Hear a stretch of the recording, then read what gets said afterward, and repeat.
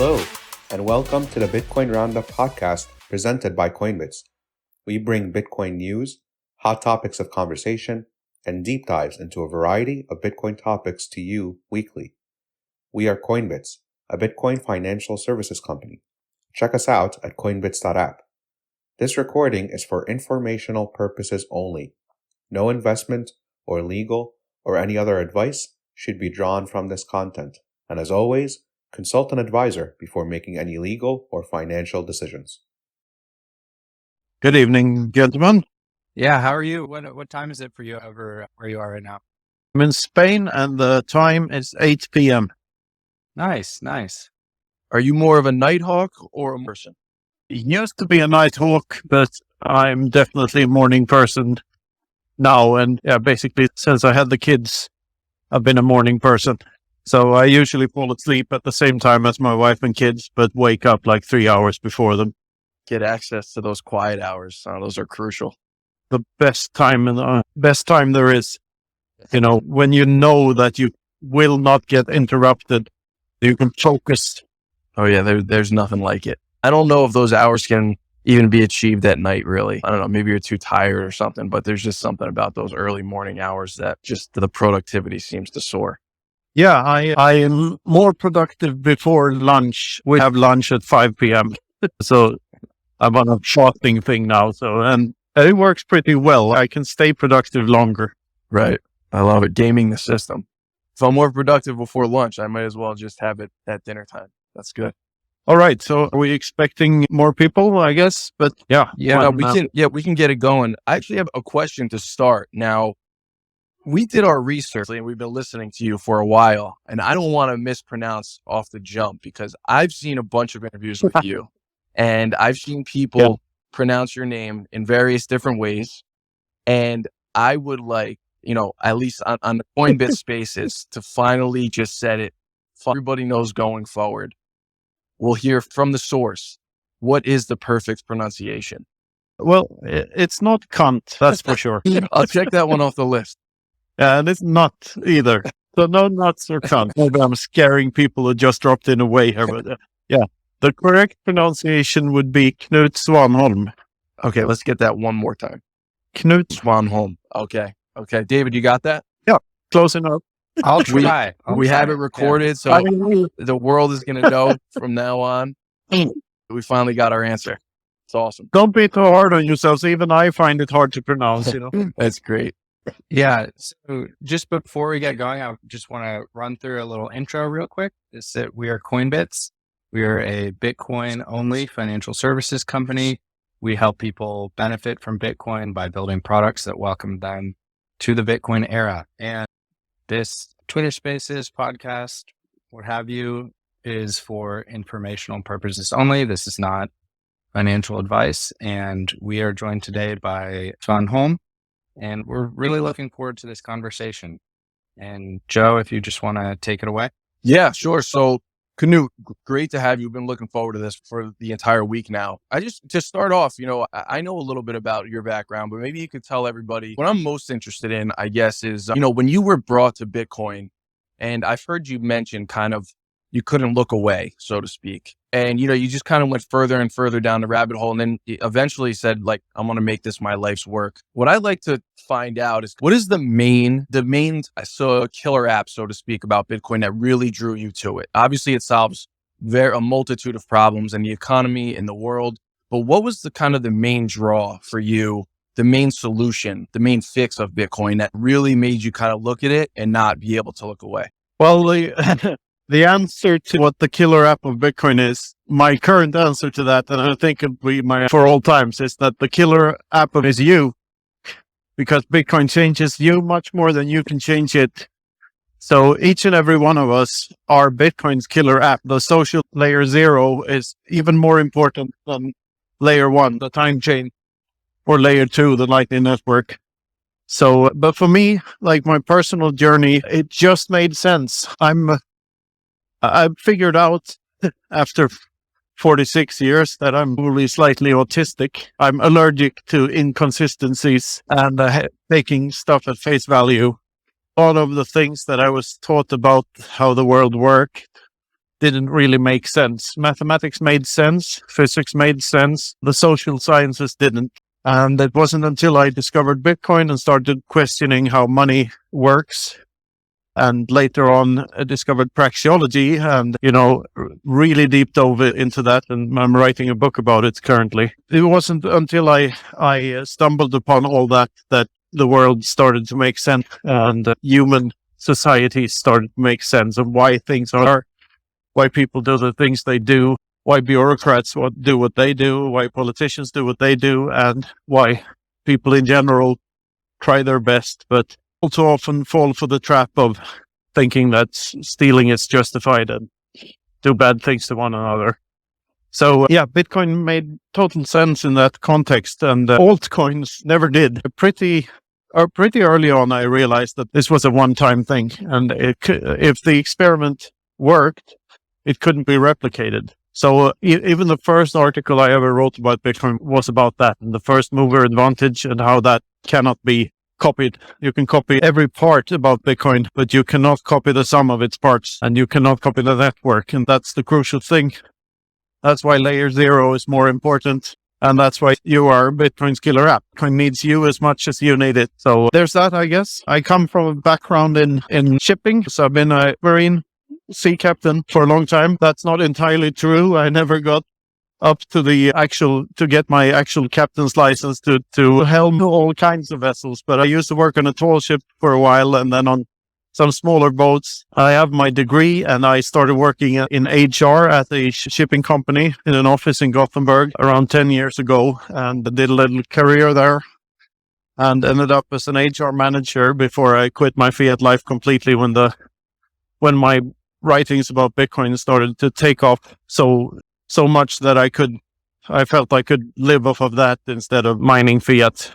So now I do Bitcoin stuff, and the first year in non-fiat life was pretty surreal, and my best career year ever by far. I befriended a president, a couple of billionaires, and a prince. So I'm happy. The value of my social network has gone up, definitely. And it's all about that. It's all about your connections, and it's about you and me. I mean, I say these terms as if these people were any different to you and I, but they really aren't. In Bitcoin, we're all equals. The playing field is leveled, and we all have a fair game to play now. And that's what's so appealing about it to me. I hope that's a good enough answer. That's an awesome answer. Could you ever imagine your day-to-day being like it is today? I mean, coming as a former Marine captain, and compared to what, describing your experiences, whether it's writing about Bitcoin or meeting with princes and billionaires, and I'm sure your day-to-day, your every day is probably different for you, but that's got to be somewhat surreal. Yeah, occasionally it's surreal. Most of it is just me living a pretty normal life. I mean, I'm not wealthy by any stretch of the imagination. I'm just a normal pleb writing books about Bitcoin and trying to make a living off of that. So it's not that I'm, how do you measure success? I don't know, but I've certainly ended up in more surreal situations than I used to. And I used to end up in pretty surreal situations every now and then before Bitcoin too. So Bitcoin has showed me that there's really no limit to what you can do in life if you set your mind to it, and if you're lucky. And I guess I'm lucky. What was the question again? I always forget the question because I ramble on. No, you know what? I feel like that's something in Bitcoin where, and we've talked about this internally as a team, it's easy to ramble. And, I don't say that with ramble necessarily being negative, just because Bitcoin touches different things that, I don't know, one thought leads to another. I find myself rambling all the time. I try to stop myself because I don't know if as many people want to listen to me as they want to listen to someone like you. Easy to ramble in Bitcoin. So that was a great answer. David, I'll let you take it. I'll take the next one. Can I add something? Go ahead. Yeah, absolutely. There was a bit of a method to the madness. I mean, in the beginning, like 2016, and even before that, like 14, 15, when I watched Andreas Antonopoulos videos, like many of my generation of Bitcoiners did, I found the guy himself, and his career fascinating. Here's a guy talking about a new technology that no one knows about and no one fully understands.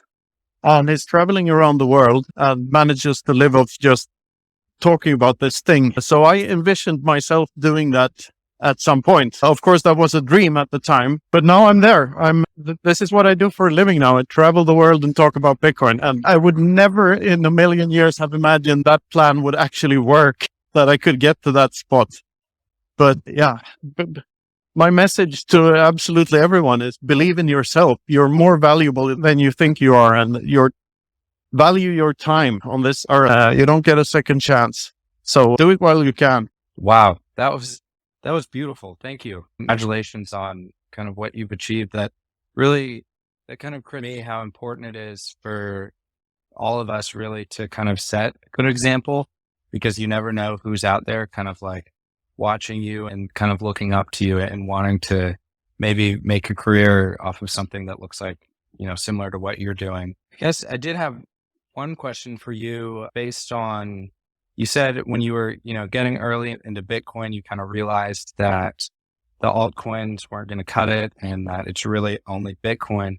And that reminded me of a Medium piece you wrote on this like alien coin idea from a few years ago. I was wondering if you could rehash that for us, because I think it's a really good steelman argument that you kind of dismantle in that article. It might be good for us to kind of revisit that just continuously to really steelman like why Bitcoin is the only one, I guess. This is funny because I don't remember what points I emphasized in that article, that specific article. I'm writing it because I remember there was a debate about like, it's a fun scenario to think of. What if there's an alien race comes to Earth and they have a chain with more proof of work attached to it? Do we switch to that coin or do we stick to our Bitcoin? And I mean, the short answer is, well, we'll let the market decide and see what happens. My best bet is that there will not be an alien invasion. And if there is one, they certainly won't use a blockchain, and it will not be comparable to Bitcoin. And like the whole scenario is so far-fetched that it's almost too abstract. And this is coming from a guy who loves abstract scenarios and to think about abstract concepts, but really weird one. But I guess my best answer would be, I don't know the arguments in the article specifically, but I would say let the free market decide what's the better coin. To the scenario we actually live in, we live on planet Earth, and there's Bitcoin and there are shit coins that can be categorized into two subcategories: the cryptocurrencies and the kleptocurrencies, also known as the altcoins and the fiat currencies. And the thing Bitcoin did that nothing else has ever done is figuring out a way to play by the same rules as everyone else to ensure that we get something on the internet that is impossible to copy or to replicate. So resistance to replicability is the key invention, and replicating that is a fool's errand. If you fall for that, you are stupid and gullible, and you shouldn't fall for that, because of course you can't copy that. I mean, I might sound a little bit harsh here, but the analogy I use nowadays is the game of chess. If you know the rules of chess, you can play chess with every other chess player in the world, and you get the network effect, and you get a huge community of people with whom you can play a game that you all enjoy and get something out of. Bitcoin is exactly the same. If you know the rules, you get the network, and you get all the other people that get the rules, and you get to play with them. You can choose to play chess without pawns, and then you can play with a couple of players, but the network effect is just not there. Maybe there's a community for chess without pawns, but it's definitely smaller, orders of magnitude smaller than the regular chess community. And even if there was a, international chess committee of some kind that decided to change the rules somehow, they couldn't just do that without consensus, without the approval of the players of the game. And this is how Bitcoin works. It's just like the game of chess, but it's not the game of chess. It's the game of everything, because it's money. It can be used as money. We can use it to trade goods and services with one another, which makes it the ultimate game and the best rule set at the same time. So yeah, that's an answer to something, I hope. It for sure is. And I want to just ask you a question kind of based on that and kind of based on your experience. I understand you live in Spain now. Is that correct? Yeah, I come from Sweden, but I live in Spain and I've traveled a lot in my days. Yeah. Yeah. And from your experience, growing up in Sweden and now living in Spain and all the travel, like, do you see, I guess the different cultures, the different perspectives on Bitcoin adoption? Are certain places more closed? You see any kind of patterns there as far as like, say, Sweden versus Spain or versus another place? And is one culture maybe more quick to whether it's adopted or be open to it or than another? Yeah, but for different reasons. I mean, Sweden has a problem with authority. We trust authorities way too much. Swedes, in general, trust authorities. They trust the politicians. They trust everyone. Trust government. They trust the science and so on and so forth. They even trust activist teenagers. So that's, I think, why Swedes have such a hard time grokking Bitcoin, because it goes against their beliefs on so many levels. And I think Stockholm in particular has a bit of a Silicon Valley complex. They want to move fast and break things, and they want to be a flashy startup and whatnot, which produces a lot of shitcoiners and few real Bitcoiners. The real Bitcoiners in Sweden are on the countryside, and they drive combine harvesters and have shotguns. So as they should. Here in Spain, the community is relatively small, and I think it's because not because of trusting government, maybe, even though COVID showed that these people have too much trust in government as well, because everyone was really obedient here, which was sort of depressing, because I thought Spaniards were more of a middle of the government type culture, but apparently not. But I think the reason Bitcoin isn't, bigger than it is here is more because people are conservative and they stick to what they know. There's a beauty in that. I mean, there are butchers everywhere, and it's nice, and they've been doing what they do for generations and so on and so forth. So I think it's more of a cultural thing here. There are a lot of Bitcoin ATMs, but I think most of them are owned by people outside of Spain. The area I live in is pretty touristy. I wouldn't say that there's a Bitcoin community, but I'm doing my part, small baby steps here in the little community of Swedes around here. And I think these conversations they're taking place every once, in every workplace, in every office.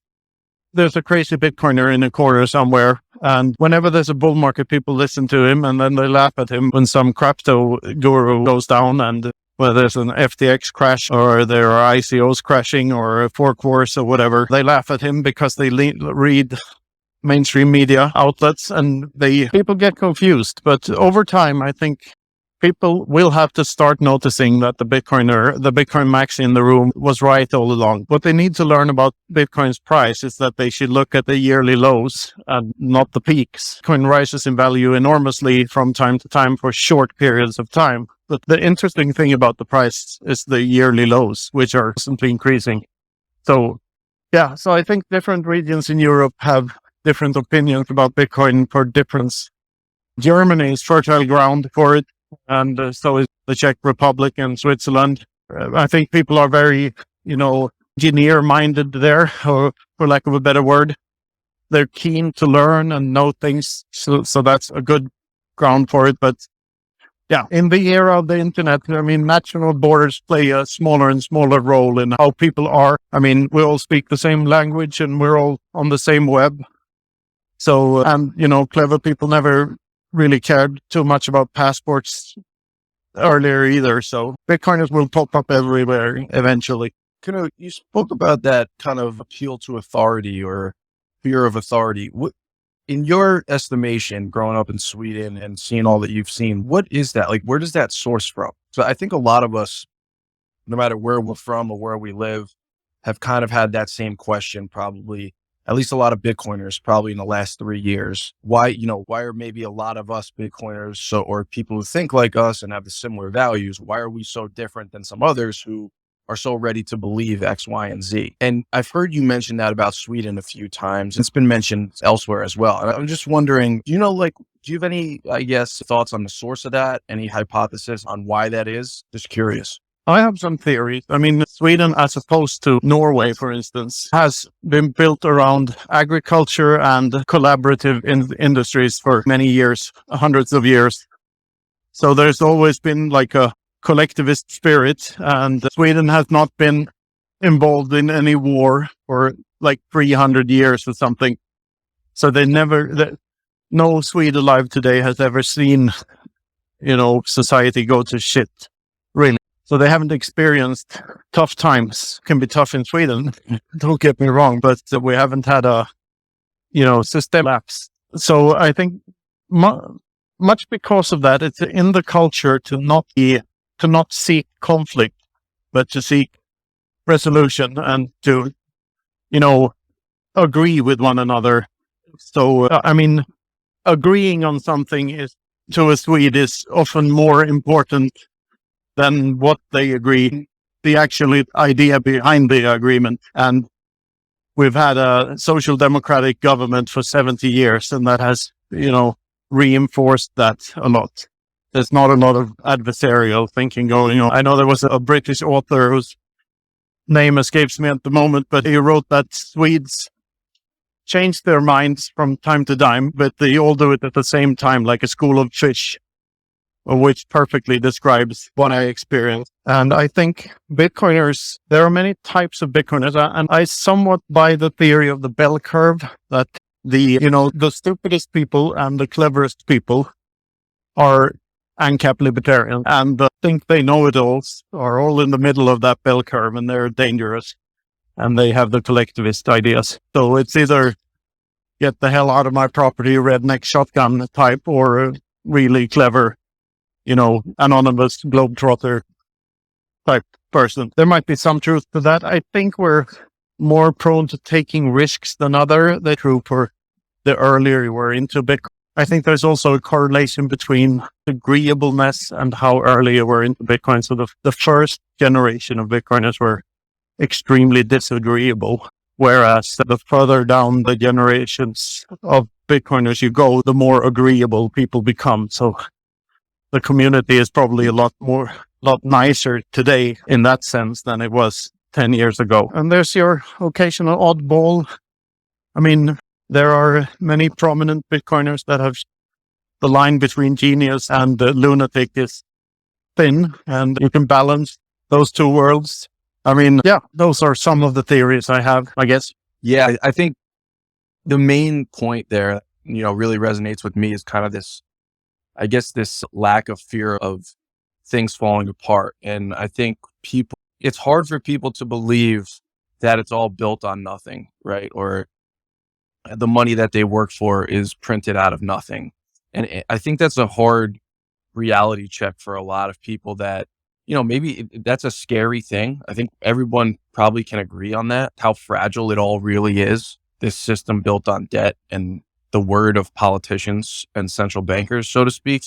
And I think maybe a lot of people have an apprehension of coming to that understanding, not because it's not true, but because they don't want it to be true. Yeah. And to that point, despite all the government interventionism and despite all the bullshit, the free market and the, borders being opened up during the last 50 years and technological advancements has made the planet a very much better place to live.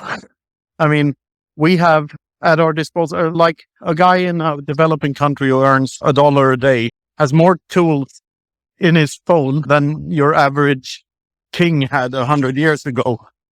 So general quality of life has increased, and it is due to the free market. What people don't realize is that this process could have been way, way better. People who improve over time are generally content with their lives improving, but what they don't see is how much faster the pace of improvement could have been. So if you compare a screwdriver from 100 years ago to a robotic arm applying screws to in the Tesla gigafactory today, that new machine is orders of magnitude better than a screwdriver, and every technology surrounding the simple screw is orders of magnitude better, which should mean that the prices of everything should have been orders of magnitude cheaper. Every tool and technology that mankind ever invented, we invented in order to save time. And if there's a functioning free market, benefits from the time saving. And yet we work longer hours and we have to take out huge mortgages to finance our homes that our parents built.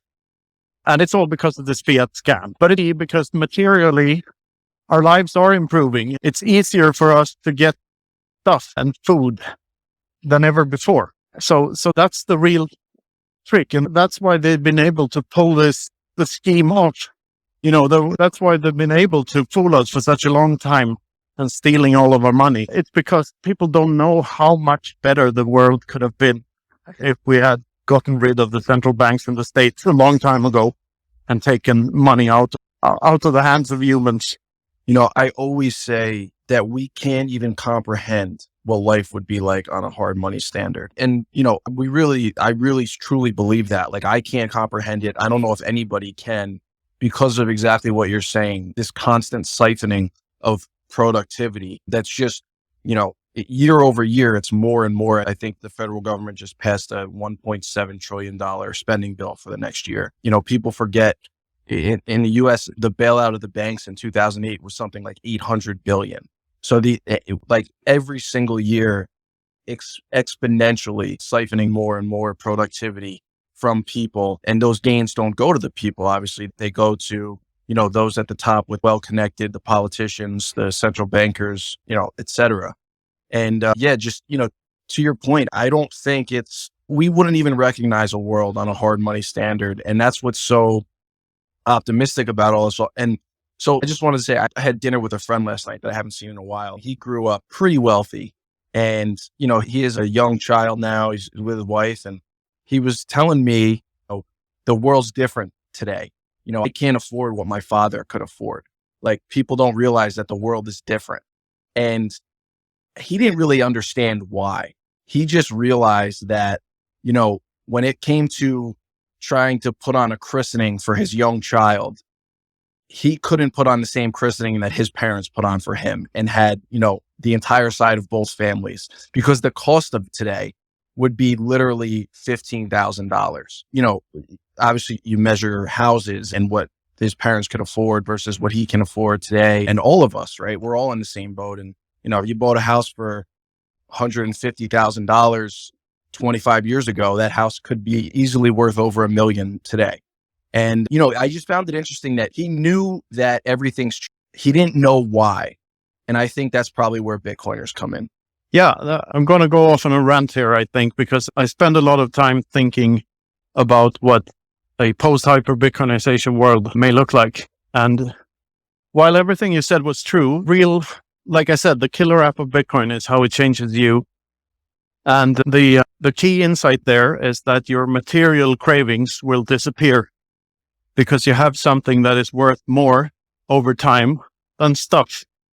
And that changes your mind. My grandfather had a saying in talks and on many pods before, but he had a saying, that which you can do without, which stuck in my brain. I never met my grandfather, but my father told me about this quote because he really liked it and I really like it too.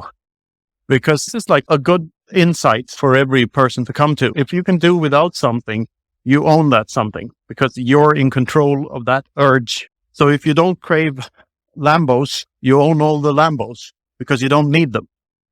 So you own that part of your brain that would otherwise have been taken up by the urge to buy Lambos, if you know what I mean. And this is the funny thing. I mean, Bitcoin is a bridge to the other side, as Jeff Booth puts it.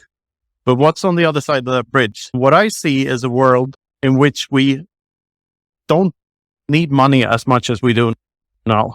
The necessity for transactions will go down and not up. This microtransaction thing is, network is, people will, instead of spending money, it's nice to buy tons of cheap Chinese plastic stuff, Christmas presents in such abundance that the kids will have to take 2 days in order to open. That whole bullshit era will disappear. And people will become more stoic and more aware and thus less consumerist. Because the weirdness of the fiat monetary is that it makes us think we're rich because we have a lot of stuff. But being rich is about owning your time. That's all. Money is time.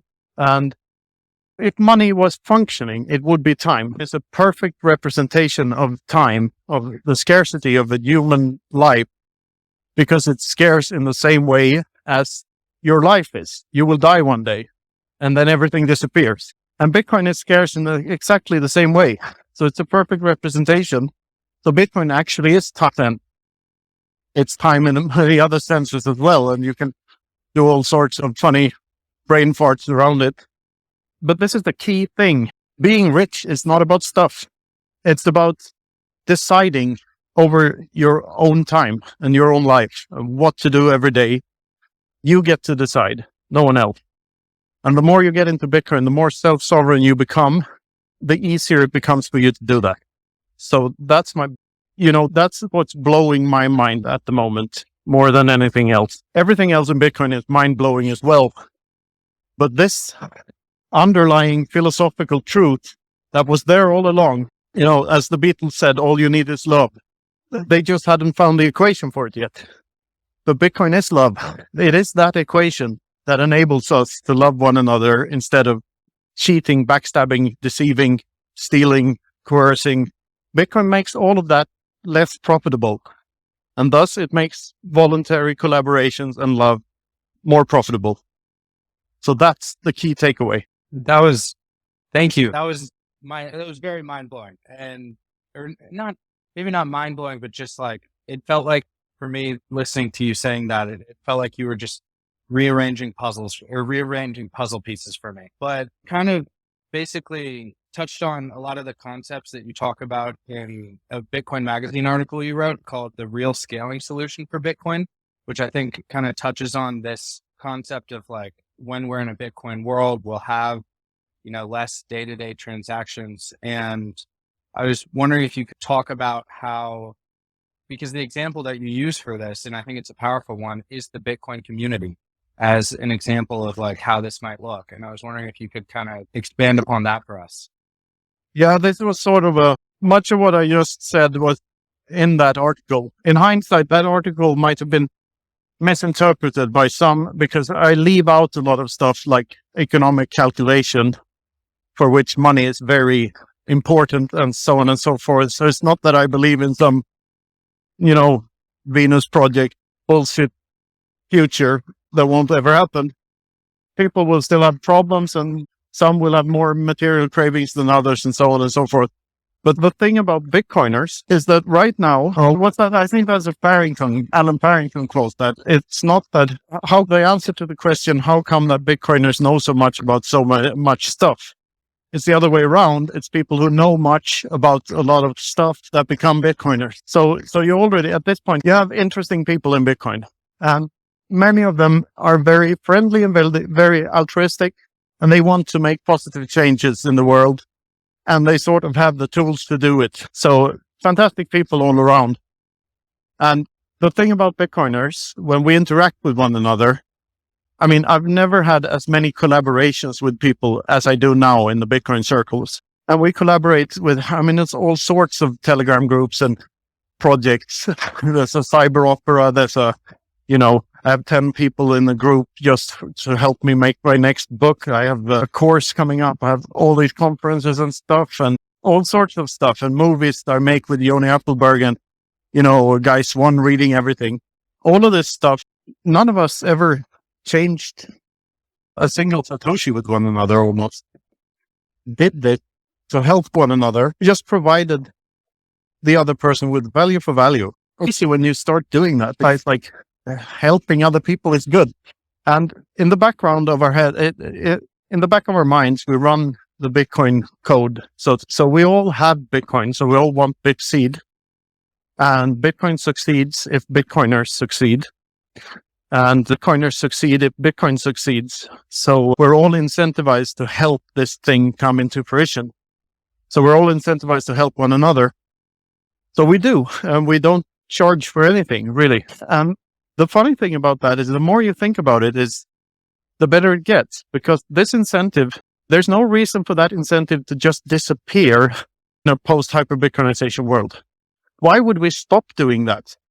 If we figured out a way to give each other stuff and give each other attention and our time and effort, if we figured out how to do that in this altruistic way, why would we stop doing that just because the family grows and there are more Bitcoiners? It doesn't happen. So you have that effect, and combine that with, everyone's lowered time preference and people's Bitcoin stacks being their most valuable possession. So they choose to give up everything else before they give up their Bitcoin. So they put their reputation at stake. They give away time and labor and love, for lack of a better word. So yeah, the key insight is that this doesn't disappear over time, but it's the other way around. It reinforces and grows stronger. The longer I'm in Bitcoin, the more collaborative the community becomes. The more projects there are, the better the projects are. And everyone is honest, and we produce a lot more in shorter time because we function better. There are all these starfish organizations where no one is on a hourly wage or anything like that, or a monthly wage. But if we're making some sort of money off of something, we share it and we stream sats. So, everything is just better with Bitcoin. And I think it's a reinforcing thing, and that the positive effects of this grow exponentially over time too. So post-hyper-Bitcoinization world is impossible to imagine because it's so much better. It's a world where everything is abundant and almost free because of the efficiency of the market, but we won't have cravings any longer for bullshit. So just really good stuff, cheap, whenever you want, wherever you want, and friendly people everywhere who are keen to help you. Beautiful. Yeah, I love that. I love how you said honesty, because I think that building trust and just trust growing exponentially in society as well is such a key part of that. And that point, that's so funny because the ethos of Bitcoin is don't trust, verify. And ironically enough, what that leads is a much more trustworthy community.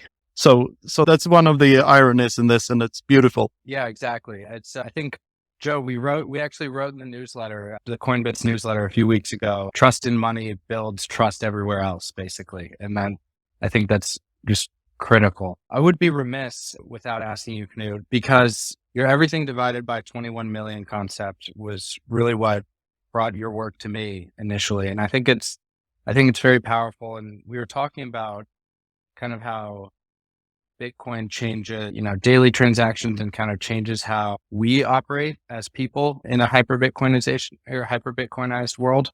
But I was wondering if you could just talk about the 21 million concept, maybe how you kind of came across that, if your thinking has changed on it since you initially wrote about it, and kind of how you see that going forward. Yeah, it was never meant as an absolute truth. It's just a hint at the trajectory.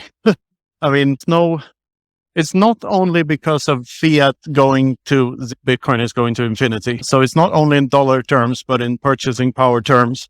There's the potential of humankind's potential with functioning money, nearly limitless. And it's beautiful. As long as we have something that is divisible enough and scarce enough and teleportable, we can collaborate like never before.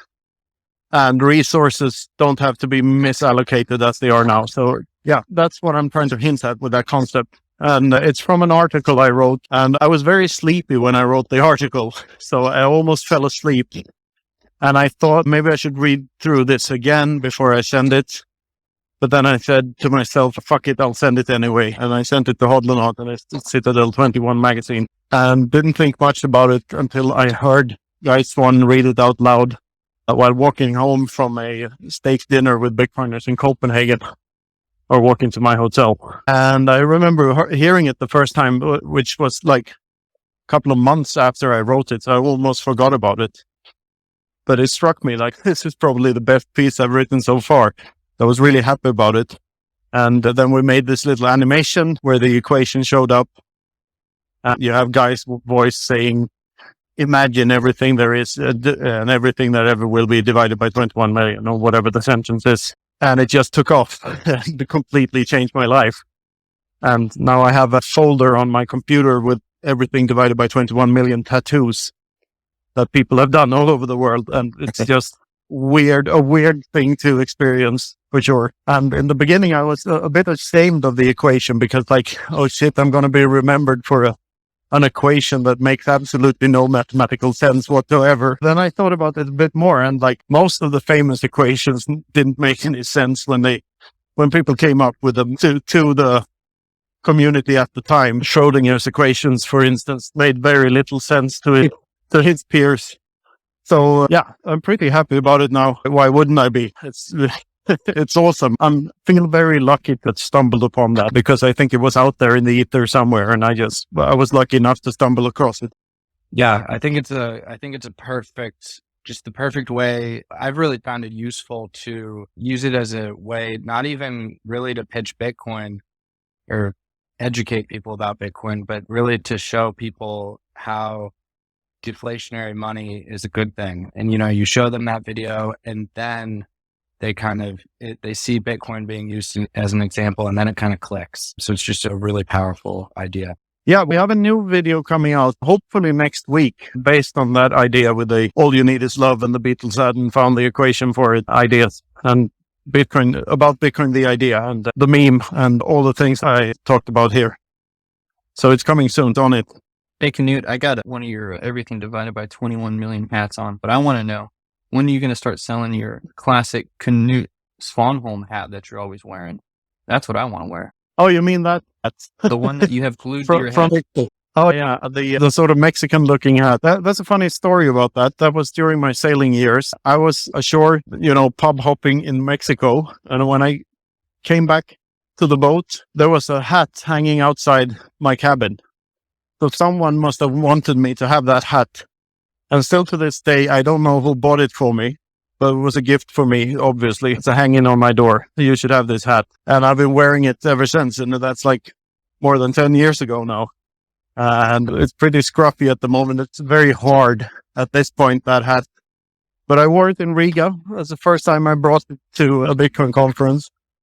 So I still have it and it still works. Some replicas. So yeah. You got to make some replicas, man. I want to have a bunch of people walking around like Knut. It wouldn't be the same though. That's my hat, and that's my, that's the hat I'm throwing into the ring for best hat in Bitcoin thing. I mean, Jimmy Song is giving me a run for my money, of course, but maybe I'm giving him a run for his. I don't know, but there's something about Bitcoiners and hat. I've got mine. Fair enough. Maybe I'll do a limited edition, and if I ever run out of money, I might auction out that hat on Pleb Market or Scarce.city or something. It's a good new revenue stream. At least a good one to fall back on. So, Knut, as a one-time revenue stream. So as we kind of get to the end of the hour here, we don't want to keep you too long. We know it's a little late on your end, but I do want to ask you, what are you most excited about for Bitcoin coming into the new year and as we go forward? And also, like, where do you see adoption going? What do you think it's going to take for more adoption, for mass adoption, for quote unquote normies to get it? Just kind of your overall outlook. Insanely bullish as usual. Things may take time, but the thought is comforting that you have your Bitcoiner weirdo in every office in the world. And it doesn't go away. And as long as it doesn't go away and just keeps on doing its thing, and that in combination with the upcoming SAT squeeze, I mean, I think people are underestimating how weird things can get with the price of Bitcoin and the purchasing power of Bitcoin. Because right now, the world is in a state of fear. There's fear of Putin and fear of the climate and fear of all sort of, scary clowns. So people are reluctant to try new things when they're in a state of fear. But then they're reluctant to buy Bitcoin because Bitcoin has had such a huge rise over the last decade. So people are waiting to see what the market does. And in the meanwhile, the clock is ticking. And there's less than 2 years left to the next halving, right? I hope I'm right on that. And during 2021, the Federal Reserve printed $21 million per Bitcoin mined during that year. So in a not so distant future, $21 million per Bitcoin is a bearish price projection or price prediction. So I think it's just a matter of time before there's a snowball effect of, proportions that we've never seen before. Once the final bull run starts, it's going to get really fucking weird. But when I say weird, I say that in a good sense, because I think a faster adoption is better than a slow one, just considering what Bitcoin does to people and what it enables and how harmful fiat really is. So I don't see the worry that it's going to be violent if it's too fast. But what people who say that miss is that it's violent now. You're under constant threat from your government, and you need to pay that mafia a fee every month. And in addition to that, you need to pay every time you do a transaction. So you're under gun threat now. So you're living in a violent world right now. And the faster Bitcoin adoption goes, the faster we get away from that. So I'm only positive. This force for good is so positive on every level. So, trying to spread FUD about it, or it's a fool's errand. I mean, the higher the price of Bitcoin, the better Bitcoin becomes, because then the developers become better funded and can worry about Bitcoin instead of worrying about their own financial situation. And the same goes for everyone in Bitcoin. So I think and people don't understand the consensus rules. They don't understand the implications of having a system which, forces, only changes if everyone agrees that it should change. What that really means is that it can only change for the better. Bitcoin cannot change for the worse. It can only be better, because everyone has to agree before a change is implemented. So it either stays the same, which is completely awesome, or it gets better. So, and if you think that a little longer, that means that humanity can only get better from this point on. So I'm very optimistic about everything. Knowledge about Bitcoin and Praxion has given a very cynical mind a huge injection of hope and optimism. I think learning about this stuff and trying to comprehend what it really does and what freedom means and how powerful a free market is, it's a remedy for cynicism, and you become appreciative of your fellow human beings like never before. You realize that every, cashier at the supermarket is doing her part for the greater good of humankind by just participating in the economy. And when you realize how insanely powerful all of that is, that we have Bitcoin now and nothing can stop it and it can only get better. It's just, I'm uber bullish on everything. And the scaremongers can go fuck themselves, because I'm not scared. I'm optimistic. Yeah, I love that. And I love how you avoided an error that a lot of people make, in that is they abstract away the economy from humanity, and they kind of abstract away the fact that we are the economy, and kind of knowing that just makes appreciating everybody and everybody's roles so much easier, and it makes it all a lot more powerful. Yeah, uber bullish and uber optimistic. And I think don't worry, be happy. It's a good thing to live by. And don't trust, verify.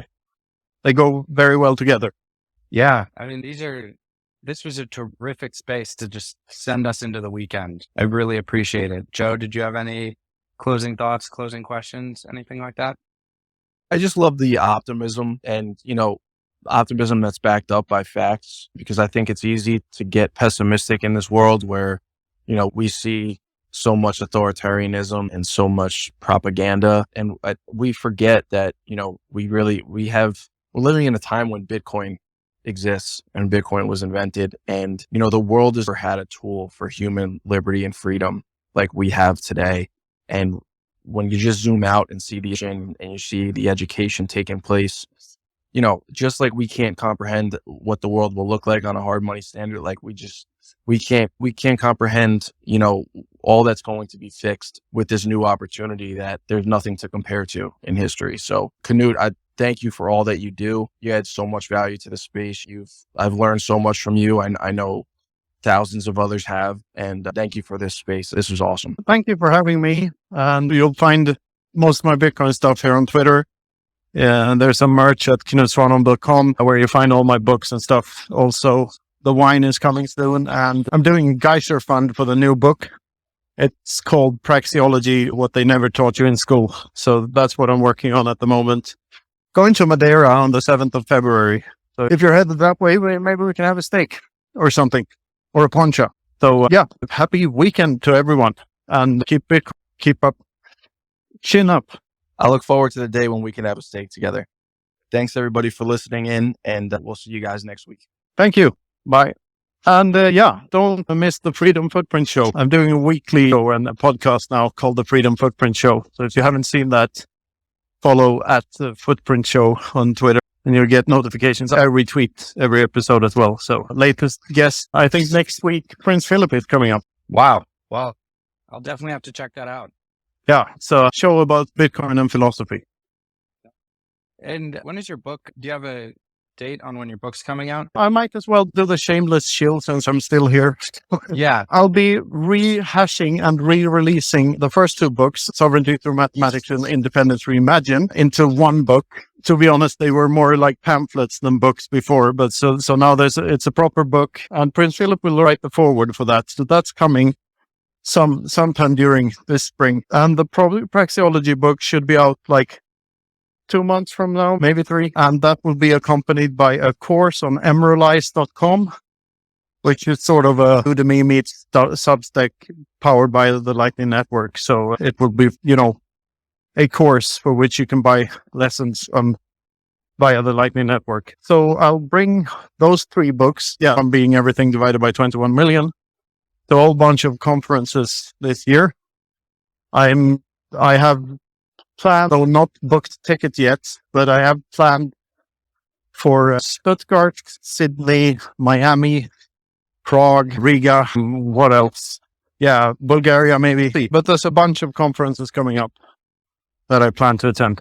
Nice. That's amazing. And, we're big fans of Mises and praxeology and Austrian economics here.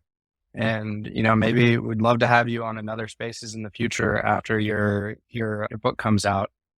And I'd just like to thank you again. And I think we'll end the space here. But thanks again, Knut. Yeah, thank you. Bye. We hope you've enjoyed this episode of the Bitcoin Roundup podcast presented by Coinbits. So what do you think of the conversation? Share your thoughts with us on Twitter @CoinbitsApp. And be sure to subscribe to be notified of our next episode release. Thanks so much for listening, and we'll catch you next time on the Bitcoin Roundup podcast.